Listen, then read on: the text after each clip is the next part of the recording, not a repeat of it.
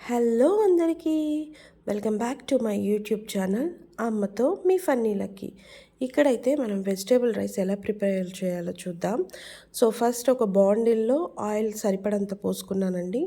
So ముందుగా చూపించినట్టుగా ingredients నా దగ్గర ఉన్న వెజిటేబుల్స్ అన్నీ కట్ చేసుకున్నాను.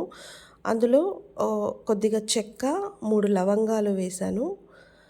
అలానే ఆనియన్స్, చాప్డ్ ఆనియన్స్, పచ్చిమిర్చి, కరివేపాకు వేశాను. కొద్దిగా ఒక 2 మినిట్స్ ఫ్రై చేస్తున్నాను. సో ఫ్రై చేసిన తర్వాత స్ప్రింగ్ ఆనియన్స్, ఎర్రగడ్డ పూలు సన్నగా కట్ చేసి అందులో వేశాను.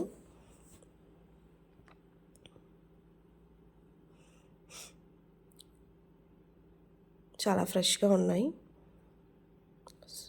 సో ఒక 2 to 3 మినిట్స్ ఫ్రై చేస్తున్నాను. ఇది చాలా ఈజీ ప్రాసెస్ అండి. తర్వాత పచ్చి బఠానీ కొద్దిగా వేశాను, బాగుంటుంది టేస్టీగా. దాని తర్వాత కాలీఫ్లవర్ కట్ చేసి క్లీన్ చేసి పెట్టుకున్నాను, అది కొద్దిగా వేస్తున్నాను. ఇంకా ఏమైనా వెజిటేబుల్స్ కావాల్సింటే మనం యాడ్ చేసుకోవచ్చు. క్యారెట్, ఆలు, మనకున్న అవైలబిలిటీని బట్టి మనం యాడ్ చేసుకోవచ్చు. నేనైతే నాకున్న అవైలబిలిటీలో కాలీఫ్లవర్, క్యాబేజ్, స్ప్రింగ్ ఆనియన్స్, బఠానీలు ఇలా వేస్తున్నాను. బీన్స్ కొద్దిగా వేశాను. మధ్యలో మా అబ్బాయి వచ్చాడు, ఏదో అడుగుతున్నాడు. తర్వాత టమోటా కూడా వేశాను. వేసి మొత్తం ఫ్రై చేస్తున్నాను. సరిపడేంత ఉప్పు, మన టేస్ట్కి తగినట్టు, కొద్దిగా కారము, ఆల్రెడీ పచ్చిమిర్చి వేసాను కాబట్టి దానికి తగినట్టు వేసుకుంటున్నా. కొద్దిగా ధనియాల పొడి వేసుకున్నాను. ఫ్రై చేస్తున్నాను. అల్లం వెల్లుల్లి పేస్ట్ ఫ్లేవర్ కోసం. ఆల్రెడీ అన్నం కుక్ చేసుకున్నాను. సో అది ప్లేట్లో తీసి చల్లారబెట్టుకొని పెనంలో వేస్తున్నాను.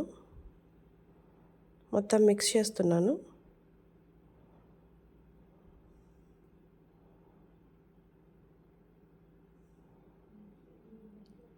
సో మొత్తం మిక్స్ చేసేసి, కావాలంటే ముంతమామిడి పప్పు, క్యాష్యూ నట్స్ అంటారు కదా, సో అవి కూడా వేసుకోవచ్చు. బట్ నేను ఇక్కడైతే వేయలేదు. అది కొద్దిగా ఒక 2 to 3 మినిట్స్ హీట్ అయిన తర్వాత పెప్పర్ పౌడర్ వేసాను అనమాట. పెప్పర్ పౌడర్ టేస్ట్ బాగుంటుంది. లాస్ట్లో ఫైన్లీ చాప్డ్ కొత్తిమీర వేసేసాను. ప్లేట్లోకి సర్వ్ చేసుకుంటున్నాను.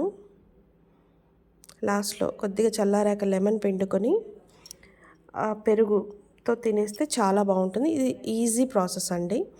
టేస్ట్ కూడా చాలా బాగుంటుంది. Please like, share and subscribe, comment. Thank you all.